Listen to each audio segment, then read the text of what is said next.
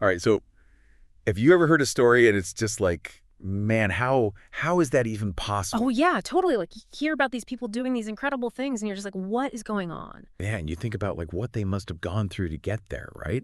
Like what kind of person even attempts some of this stuff? Totally. And today we're diving deep into one of those stories, the absolutely wild journey of David Goggins. Yeah, we've got a ton of material here too, some really fascinating YouTube documentaries about him. Uh-huh. And we've also got this really detailed written summary of his entire life. Yeah, so we're going to try and unpack all of that and see if we can figure out, how he transformed himself from, where he started to this like superhuman level of resilience and mental toughness. Right. Like, how did he build that? Yeah, exactly. And to really understand that, I think we have to start at the very beginning with his childhood, right? Yeah, because when you see where he came from, it's just unbelievable. Like, the term overcoming obstacles, it almost doesn't even cover it. Right. The sources we've got here really paint this picture of a really traumatic childhood. Yeah, growing up in this place called Paradise Road, which is kind of ironic because it sounds nice. Yeah, but paradise it was not. No, not at all. His father owned skating rinks and some bars,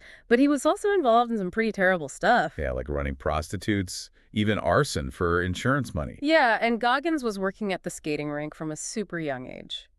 Think about that, like working late into the night as a kid. Like, how does that even affect your schooling? Yeah, it's just constant instability and honestly just fear, Right. right? And beyond just the criminal activities, the sources talk about this really violent and abusive home life. Yeah, his father was abusive towards him and his mother, and it's really clear that these early experiences just left him with this like deep-seated trauma that he had to deal with later on. And then, even when they finally got out of that situation and moved to Brazil, Indiana, it didn't get much better, right? No, it did. I mean, this was the mid 90s, a young black kid in a mostly white town, and the racism he faced was just brutal. Yeah, the sources describe some pretty awful things like a KKK march during their 4th of July parade. Can you even imagine? No. And then being called the N-word pretty much every day, finding a noose in his notebook with a threat written on it. And the principal's response to all of this is just unbelievable. Basically, just correcting the spelling on the slur. It's just appalling. Like, what kind of message does that send to a kid? Yeah, it's just awful. But even with all of that, it's amazing how much resilience he showed even back then. Yeah. The sources talk about how he tried to deflect some of the negativity in high school by creating this kind of character for himself, like almost a disguise with these crazy hairstyles and clothes. Yeah, like a coping mechanism to try and deal with that environment. Exactly. And then later on, he sets his sights on becoming an Air Force pararescueman, Yeah. those guys who jump out of planes to rescue pilots. Right, like some of the bravest people out there. And he actually made some really good progress, even though he had this like deep fear of water. Which is kind of crazy considering what pararescuemen do. Yeah, the documentary transcript talks about how terrified he was of the water, but he pushed through it, But then he ended up getting medically disqualified because of something called sickle cell trait. which is a genetic condition that affects his red blood cells, and it can cause some serious problems with extreme physical stress. Right. But even after that setback, he still served in the Air Force in the Tactical Air Control Party. Yeah, but after the military, he went through a really tough time. He gained a ton of weight, Yeah, like close to 300 pounds, and he ended up working as an exterminator spraying for cockroaches. which is a far cry from, those elite military roles he wanted. Totally. And the documentary really emphasizes this feeling of being stuck and unfulfilled. Yeah, like can you relate to that feeling of just being trapped in a situation that isn't right for you? Oh, for sure. And it's in this period that he has this like pivotal moment, this catalyst for this whole transformation he goes through. Yeah, it was when he watched this documentary about Navy SEAL training called Class 224, Mm. and something just clicked for him. Yeah, the transcript describes the SEALs as these people who detest mediocrity. And seek to transcend traditionally recognized human capabilities. Like, that just hit him hard. Yeah, especially since he felt like he was going nowhere. Totally. Have you ever had a moment like that where a story or something you watched just totally changed your perspective? I think we all have those moments. So, okay, Goggins, at this point, he's almost 300 pounds, 297 to be exact. and he decides he wants to become a Navy SEAL. The weight limit for SEALs is 191 pounds. So he has to lose over 100 pounds 106 in pounds. less than 3 months, Yeah, that's what the recruiters told him. which is just insane. Like, most people would say that's impossible. Yeah, the documentary talks about how most of the recruiters he called just laughed at him. They thought he was joking, right? Totally. But there was one recruiter named Steven Saljo, Okay. and he saw something in Goggins. Like some potential. Yeah, but he was also really straightforward about how difficult it would be. Like, this is going to be brutal. Yeah, losing that much weight that quickly, it's almost unheard of. And that Goggins' first attempts at getting in shape were, well, pretty rough. Yeah, he tried to run a quarter of a mile and ended up in tears. Like, his body was just not ready for that. No, but instead of giving up, he just went all in. Yeah, he started cycling like crazy and doing these super intense weightlifting routines. Yeah, the documentary talks about how he would do hundreds of reps of single exercises. Just grinding himself down. Totally. And this is where we start to see his mindset really taking shape. Right, he would use this thing he called the accountability mirror. Where he would stand in front of the mirror and just be brutally honest with himself about his weaknesses. Like actually talking to himself. Yeah, which is kind of strange, but it worked for him. And then he also used these sticky notes with negative self-talk on them all over his apartment. Like reminders of his failures. Which is so counterintuitive, right? Most people are all about positive affirmations. Right. But he used his failures as fuel? Wild. Could you see yourself using a tactic like that? I don't know. I think it takes a certain kind of person. For sure. So then he gets to BDS, basic underwater demolition SEAL training. Which is supposed to be like the toughest military training in the world.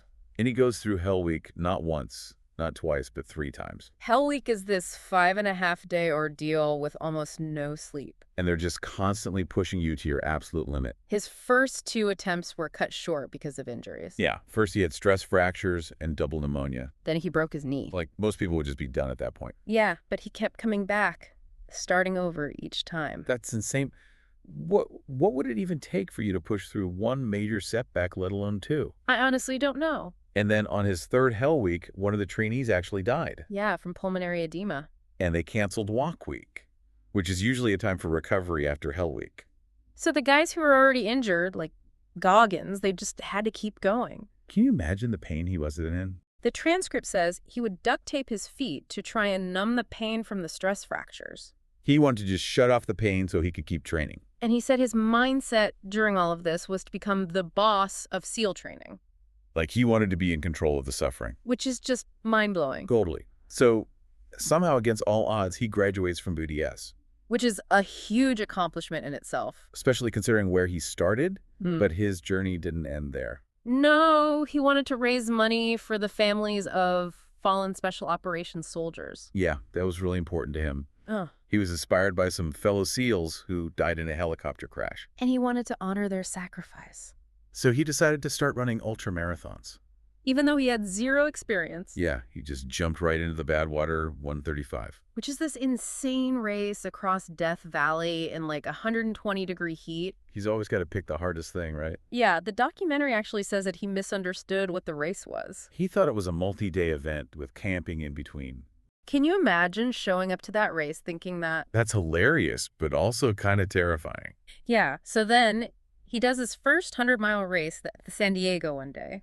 And his body just starts falling apart. The transcript says he turned white, almost fainted a bunch of times, and even started peeing blood.